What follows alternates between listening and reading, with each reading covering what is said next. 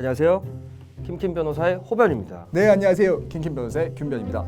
오늘은 말이에요. 저희가 현대인의 반드시 필수 행위라고 해야 되나? 운전이죠. 근데 이제 또 운전에 수반되는 여러 가지 부수적인 것들이 있잖아요. 뭐 차를 수리하는 것도 그렇고 차를 관리하는 거 그리고 톨비 요금 내는 거 다 포함되는 또 그 중에 반드시 현대 사회에서 가장 많이 운전자들한테 이용하는 수단 중에 하나가 대리운전이죠. 그렇죠. 꼭 있어야 되죠. 음주를 했다거나 또는 너무 운전을 할 수 없는 상황이라거나 이런 상황에서는 꼭 대리운전이 필요한 거죠. 지금 뭐 문제는 저희도 이제 대리운전을 굉장히 자주 이용하고 하는데 대리운전 기사들이랑 가끔 승객과 시비가 붙을 때가 있어요.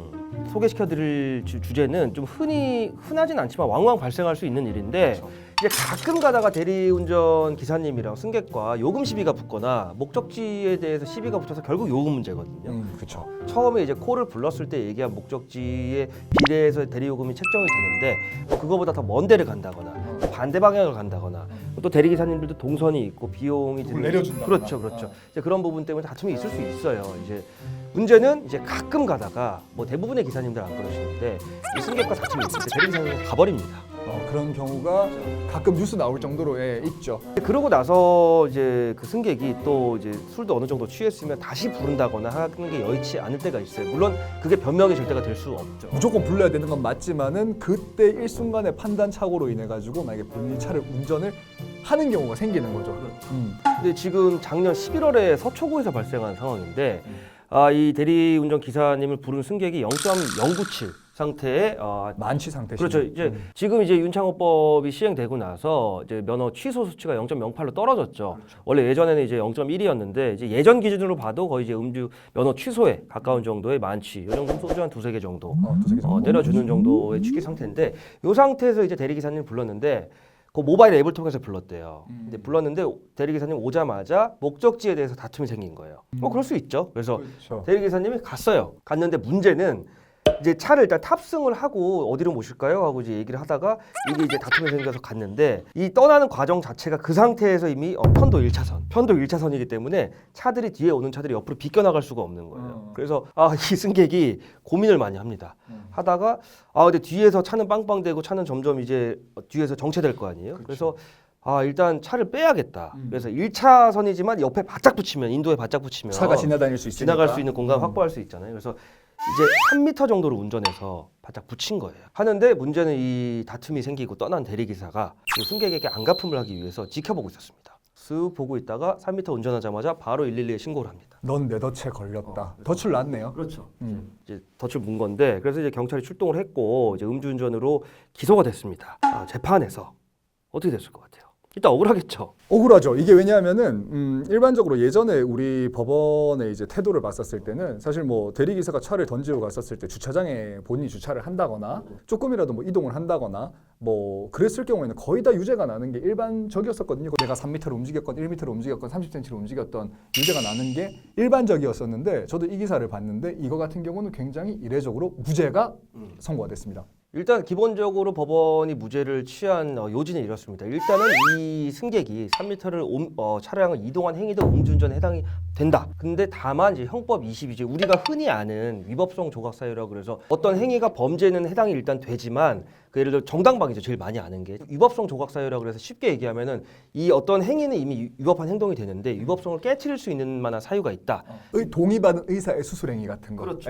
근데 이제 긴급 피난이라는 것이 있는데 형법 22조에 이렇게 규정되어 있습니다. 자기 또는 타인의 법익에 대한 현재의 위난을 피하기 위한 행위는 상당한 이유가 있는 때는 벌하지 아니한다. 이런 경우죠. 바로 이제 타인의 법익과 관련된 거겠죠. 이거는 뒤에 차들이 오고 교통의 이제 흐름이라는 공익적 목적이 있기 때문에 교통의 흐름을 지키기 위해서 지금 또 그리고 현재의 위난, 이 차가 정차되어 있는 게 현재의 위난이죠. 그래서 그걸 피하기 위해서 부득이하게 차를 옮겼다. 그러니까 결국에는 일반 교통 방해가 되지 않도록 차를 옮기고 혹시나 또 모르는 게 또 뒤에 오는 분이 여기 차가 서 있을 거라고 생각하지 못하고 사고가 나는 경우도 생길 수가 있기 때문에 일단 이 차를 옮긴 행위 자체는 현재 위난을 피하기 위한 긴급 피난이다라고 법원이 본 거죠.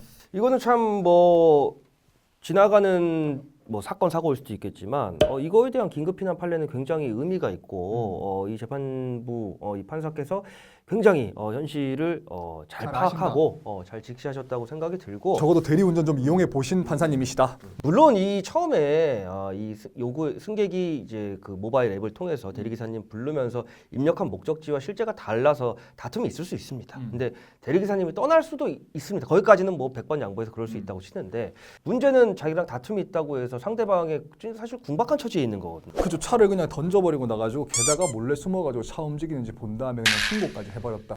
사실 뭐 이거는 도덕적으로 굉장히 비난받아 마땅한 일은 맞는 것 같아요. 이 케이스 같은 경우는. 그럼 이제 저희가 그런 생각을 해봤어요. 과연 이 대리기사는 그러면 뭐 민법으로나 민법상의 손해배상을 할 수 있다거나 뭐 형법상으로 처벌받을 수 있는 게 없을까라고 저희들이 골똘히 각자 생각을 해봤는데 결론적으로 얘기하면 사실은 그 어떤 법률을 적용해서 처벌한다거나 손해를 배상하기가 어렵습니다. 사실. 쉽지는 않아요. 참 안타깝지만 저는 뭐 그런 생각이 듭니다. 저희도 뭐 서두에 말씀드린 것처럼 수백 번 이상의 대리운전을 이용해 본 사람으로서 뭐 어느 사실 분야나 마찬가지입니다. 대부분의 업종 종사하시는 분들은 굉장히 지극히 정상적이고 합리적이세요. 그리고 친절하시고 지극히 아주 그렇죠. 보통 이렇게 우리가 딱 봤었을 때 정규분포 곡선이라고 하잖아요. 쭉 이렇게 이 정규분포 곡선 안에 있는 사람들 요거죠, 요거. 그래서 대부분은 여기에 포함되어 들어있죠. 있다. 이 사람들 같은 경우가 태반인데 가끔가다 양극단에 있는 사람들이 좀 문제가 되는 거예요. 문제가 되는 건데 우리가 생각해보면 그렇잖아요. 저 정도 움직인 거 가지고 교통에 방해가 안 되게 하기 위해서 일부 옮긴 걸 가지고 악의적으로 기다렸다가 했다.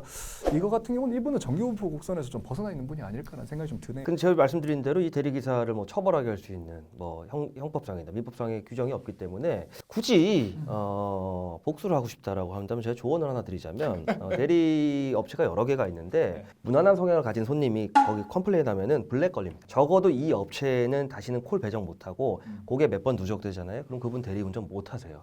제가 알기로는 그렇게 알고 있고 제가 왜 이런 실무를 잘 아냐면 예전에 이렇게 대리기사님한테 억울하게 당한 경우가 제가 있었습니다.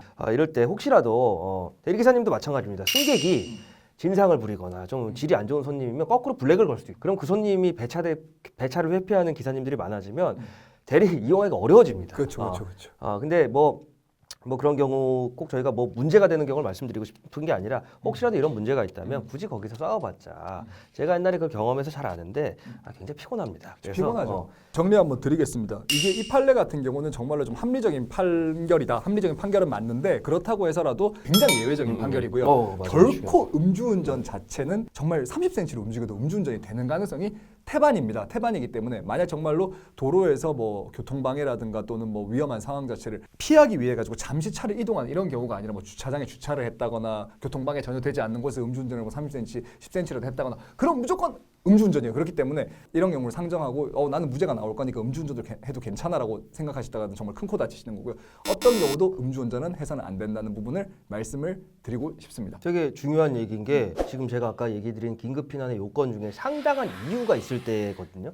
그게 바로 이 케이스죠. 예를 들면 뒤에서 차가 오니까. 근데 아까 김변 말씀하신 판례 중에 그 주차장에서 30cm 움직인 거 그것도 음주운전이거든요. 그러니까 진짜 이런 특이한 경우 아니면 열의 아홉은 그 음주운전의 요건에 해당되고 처벌받는 행위인데 이런 좀 특수한 경우가 있었다. 사실 이런 경우가 이제 있으면 안 되죠. 그래서 좀 많은 분들이 한테 좀 한 번쯤 알려드리고 싶은 사건 사고였고 이게 요즘 정말 화가 많은 좀 세상이고 분노가 되게 많이 표출이 되고 왜냐면 어떻게 보면 살기가 참 퍽퍽한 세상이다 보니까 그렇잖아요. 그러다 보니까 그런데 뭐 정말로 이유 없이 남의 차를 막 갖다 부수는 경우도 있고 이유 없는 폭행도 막 일어나고 막 그런 세상인데 사실 그렇게 되면은 결국 정말 내가 그 화를 참지 못했을 때는 그 피해가 나한테 오게 되거든요. 뭐 사람을 때리면 돈 들 거고 당연히 돈 들고 자기도 마음이 생각해보면 나중에 시간 지나고 나면 부끄러울 거고 그러다 보니까 또 이런 경우처럼 뭐 정말로 뭐 그 괜히 이 대리기사님 같은 경우도 자기가 조금만 이성적으로 생각해보면 또 부끄러울 거예요. 나중에 세월이 흐르고 나면. 입장을 바꿔놓고 생각하면 사실은 참 부끄러울 거예요. 그래 부끄러울 거예요. 그러다 보니까